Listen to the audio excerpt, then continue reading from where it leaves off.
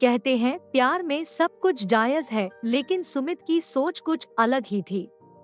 आज सुमित को एक अरसे बाद देखा, वो भी अपने पति की ऑफिस पार्टी में। बालों में हल्की सफेदी झलक रही थी, पर व्यक्तित्व उतना ही आकर्षक और शालीन। दिल पुरानी यादों में डूब गया। मुझे याद है एक एक लम्हा जो सुमित की बाहों में बीता था, कितना हसीन हुआ करता था तब सब कुछ। सुमित और मैं साथ ही पढ़ते थे और उसका घर हमारे घर से कुछ ही दूरी पर था। वो बस कुछ ही वक्त पहले यहाँ शिफ्ट हुआ था। कॉलेज का आखिरी साल था और सुमित ने भी मेरे ही कॉलेज में एडमिशन ले किया था। आते जाते पहले आंखें मिली और फिर साथ पढ़ते पढ़ते दोस्ती हो गई। सुमित काफी समझदार था और मैं उसकी इसी समझदारी की कायल थी। मैंने उसे अपने दिल की बात कहने में देर नहीं लगाई और उसने भी अपनी भावनाओं का इजहार कर दिया। पढ़ाई पूरी हुई और घर में मेरी शादी की बातें भी होने लगी। एक रोज पापा ने ऐलान कर दिया कि लड़के वाले आ रहे हैं देखने। मैं घबरा गई और भागकर सुमित के पास गई। उसे बताया तो उसने कहा कि मैं घरवालों को बता दूं और कल वो भी आकर पापा से बात करेगा।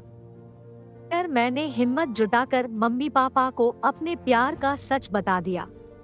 पापा ने भी कहा ठीक है, सुमित को आने दो, कल तभी बात करेंगे, पर फिलहाल जो लोग देखने आ रहे हैं उस पर ध्यान दो। लड़के वाले तो आकर चले गए, पर मुझे कल का इंतजार था। सुमित आया और पापा ने मुझे भी बुलाया। पापा बोले मुझे लव मैरिज से कोई प्रॉब्लम नहीं है। ये सुन मैं एक पल को खुश हो गई, पर पापा की आगे की बातें सुन मैंने उम्मीद छोड़ दी।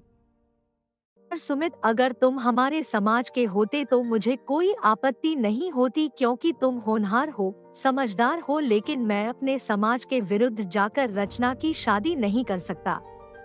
मुझे भी नाते रिश्तेदारों को जवाब देना है। मैं तुम दोनों को भ्रम में नहीं रखना चाहता, इसलिए साफ साफ कह दिया। मेरे सारे सपने बिखरते नजर आए मुझे। रात के 1 बज रहे थे। अरे रचना, इतनी रात तुम मेरे यहाँ? सब ठीक तो है? सुमित, चलो भाग चलते हैं। हम अपने प्यार को ऐसे हारते देख नहीं सकते। शादी कर लेंगे तो पापा जरूर माफ कर देंगे। रचना, मैं अपने प्यार को ऐसे कलंकित नहीं कर सकता। यूं चोरी छिपे शादी करना ठीक नहीं। तुम्हारे घरवालों की और तुम्हारी भी बदनामी होगी। मैं तुम्हें बदनाम कैसे कर सकता हूँ, सिर्फ अपने स्वार्थ के लिए? प्यार का अर्थ पाना ही नहीं होता, बल्कि खोना भी होता है। मुझे उम्मीद है तुम हमारे प्यार की लाज रखोगी और अपनी शादी को दिल से निभाओगी मेरी खातिर। चलो तुम्हें घर छोड़ दूं। मैं आंसुओं के सैलाब में डूब गई और चुपचाप शादी भी कर ली। पापा ने विदाई के समय कहा था, मुझे माफ कर देना बेटा। मैं कायर निकला। मेरे पति अरुण काफी अच्छे और नेकदिल थे, लेकिन सुमित की कमी हमेशा ही खली। अरे रचना, इनसे मिलो, ये सुमित है। कुछ ही दिन पहले इनका यहाँ ट्रांसफर हुआ है। मेरे पति ने सुमित से मिलवाया और मैं बीते वक्त से वर्तमान में लौट आई। मौका पाते ही मैंने सुमित से उसका नंबर ले लिया। हिम्मत जुटाकर फोन लगाया। हालचाल पूछा, पत्नी परिवार के बारे में पूछा। रचना, मैंने शादी नहीं की, किसी और से शादी करके मैं उसके साथ अन्याय नहीं करना चाहता था। मेरा प्यार तो तुम हो और हमेशा रहोगी। मैं समय निकालकर सुमित के घर जा पहुंची। रचना, तुम्हें इस तरह नहीं आना चाहिए था। किसी को पता चलेगा तो तुम्हारे लिए परेशानी हो जाएगी। मैं खुद को रोक नहीं पाई, और अब जब हम एक ही शहर में हैं, तो मिल तो सकते ही हैं ना। खैर, कुछ देर रुककर मैं घर लौट आई।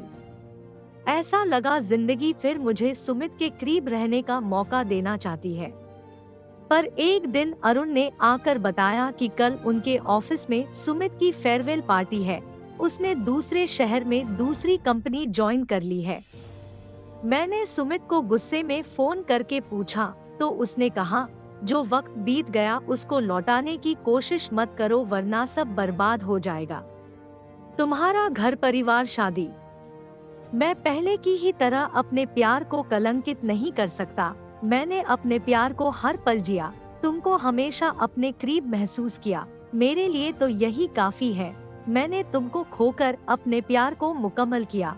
भले ही हम साथ ना रह पाए हों, पर खोना भी प्यार का हिस्सा होता है। तुम खुश रहना और हमारे प्यार को कलंकित मत होने देना कभी भी। मैंने फिर एक बार सुमित को खो दिया था, पर इस बार भी वो मुझे प्यार करना और प्यार की इज्जत बनाए रखना सिखा गया था। प्यार में सब कुछ जायज नहीं होता।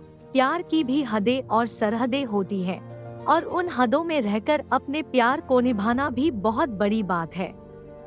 यह आसान नहीं, लेकिन सुमित ने वाकई मुझे प्यार करना और निभाना सिखाया। Thank you Sumit.